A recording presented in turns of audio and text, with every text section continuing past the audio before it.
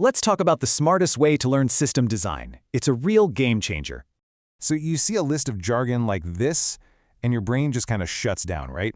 But what if the problem isn't you? What if it's just the way you're learning it? See, your brain is always asking one thing first. What's the problem we're solving here? Okay, here's the story. Your game's leaderboard is getting slammed, and the database is slowing down. Now your brain is hooked. It's asking, okay, so what do we do about that? This really breaks it down. You can memorize terms, or you can understand the actual problem. So the right way is a process. See the problem, feel the pain, then find the solution. And this is what interviewers actually want. They're looking for this connected understanding.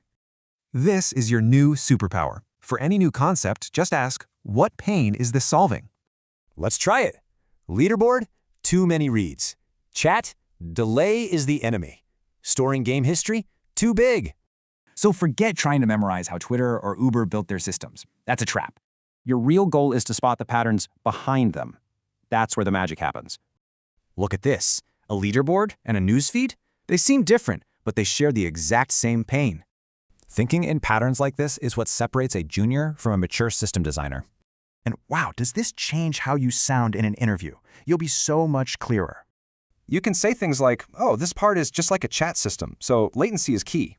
So let's wrap it up. Start with problems, not jargon. Look for patterns, not just single answers. This totally reframes it, right? System design becomes a creative skill. So what problem will you go solve?